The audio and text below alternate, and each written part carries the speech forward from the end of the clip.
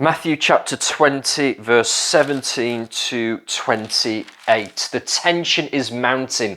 The pace is picking up. Jesus is heading to the cross. He's heading through the cross towards his glorious resurrection. And he knows it. And this is so important. Jesus knows his purpose. He knows God's plan. And he communicates it in detail here to his disciples. And they are going up to Jerusalem. You always go up to Jerusalem. That's how it's talked about. You ascend the hill of the Lord into the Lord's presence. But for Jesus, this time, it's going to result in betrayal, in mocking, flogging, in a criminal's execution and death on the cross.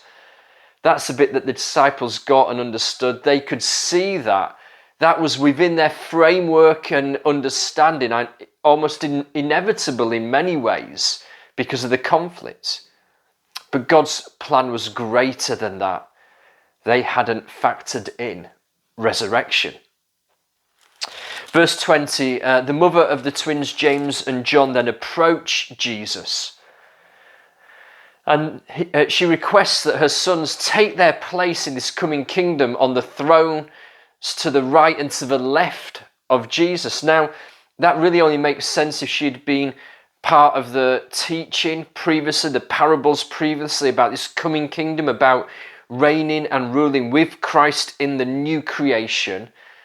And this request, it very much sets Jesus up to reveal more of the nature of this upside down countercultural kingdom that is coming, one where greatness is measured by servanthood.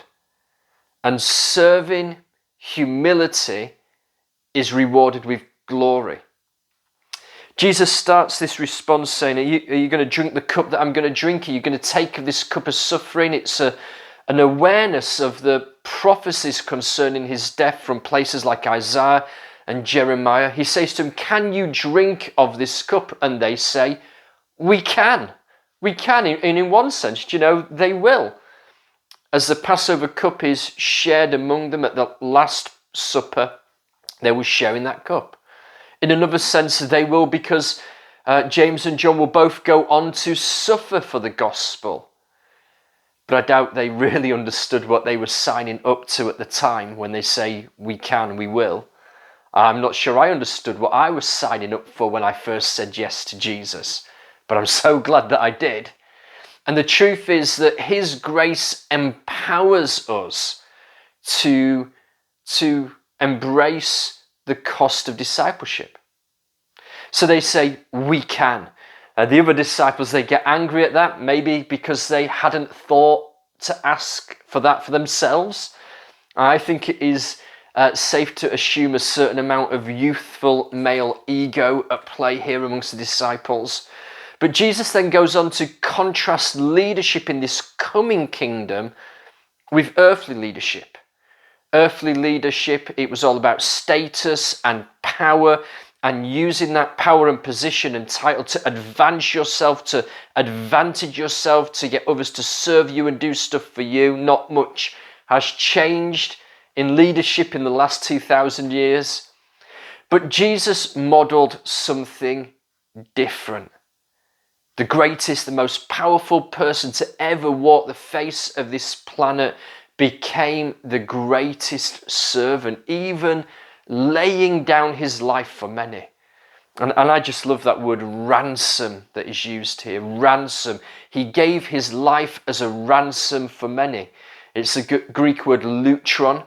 If you've ever learnt Greek, it's the first verb that you will learn from the verb luo, to loosen. Jesus is the loosener, the one who breaks off the chains that bind. Jesus is the one who sets us free from the grip of sin and death.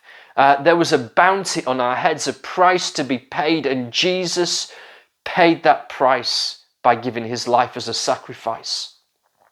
So Jesus places this dynamic of greatness and service, of leadership and humility, he places it within the context of his mission to rescue captive humanity by paying the redemption fee to set slaves free.